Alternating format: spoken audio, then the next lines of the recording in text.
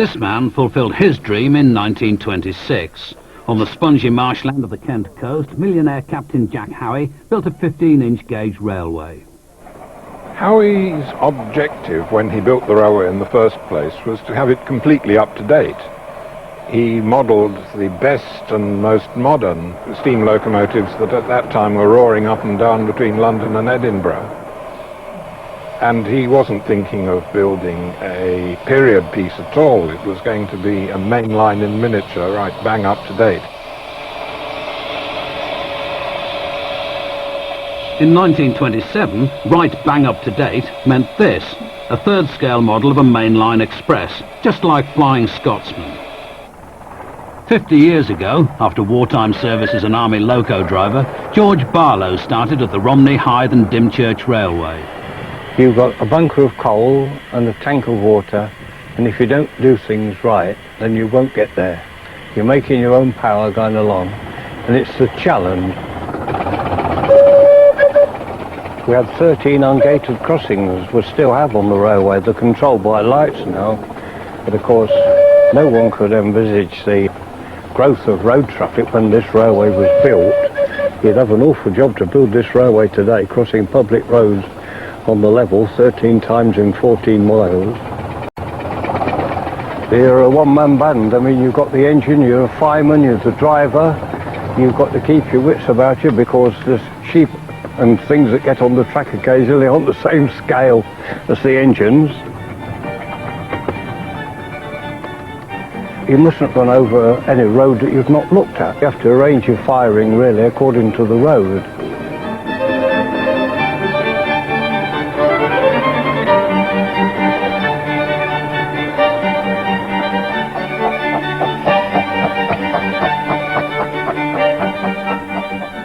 At the end of the line, there's the promise of a Wall's ice cream,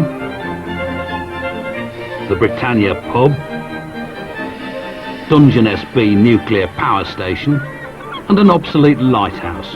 Not exactly holiday heaven, but the ride's the thing, isn't it? The railway has always mainly been for summer visitors and tourists, but it has had some serious traffic as well, which is not entertainment.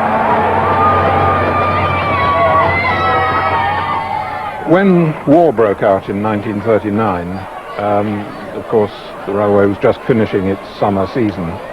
When France fell in spring 1940 and the Germans were just the other side of the water, of course, Romney Marsh became part of the front line of Britain.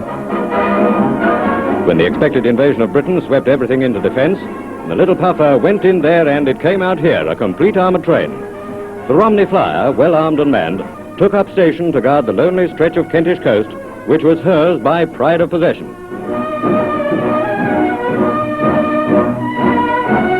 The steel-plated midget was fully prepared to take a crack at any rosy Nazi trying to mess about on the shores of Romney, Hythe and Dymchurch. I think the Germans probably came over looking for the first railway to drop bombs on that they could find, hoping that it would be the main line to London.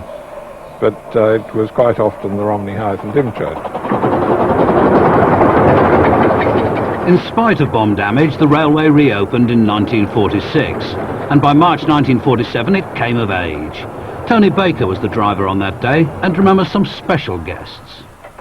Captain Harry, the owner, and Major Holder, the manager, invited Laurel and Hardy to come down from the Palladium in London, where they were appearing, to reopen the railway through to Dungeness. When the Romney Hythe and Dymchurch Railway, the smallest public railway in the world, recently celebrated its 21st birthday, Messrs. Laurel and Hardy were invited to the party. Hardy walked to the tunnel, tried the key in the door so that we could go through to Dungeness.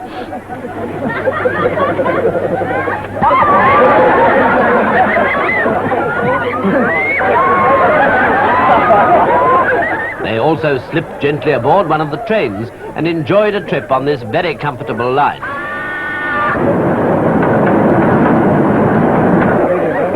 At New Romney Station, they met the mayor and shook hands all round. They got up on the engine at New Romney and had a chat and Hardy swapped hats with me with my driver's hat. It was a very, very good day and really enjoyed by all. Since Laurel and Hardy left, the railway's enjoyed thousands more good days.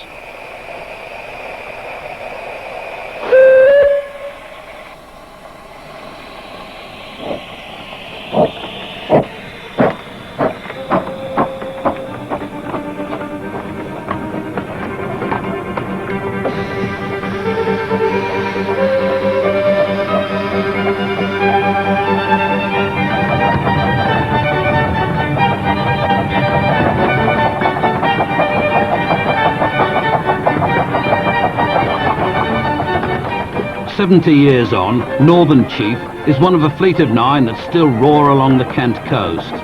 Unlike their full-size counterparts from the 1920s, this fleet has survived intact.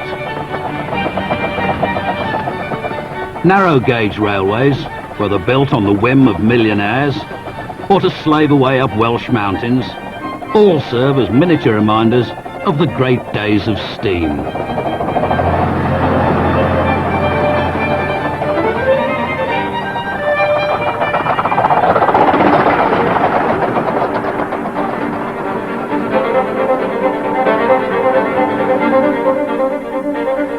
Next week, the appeal of the tram, which is enjoying something of a renaissance.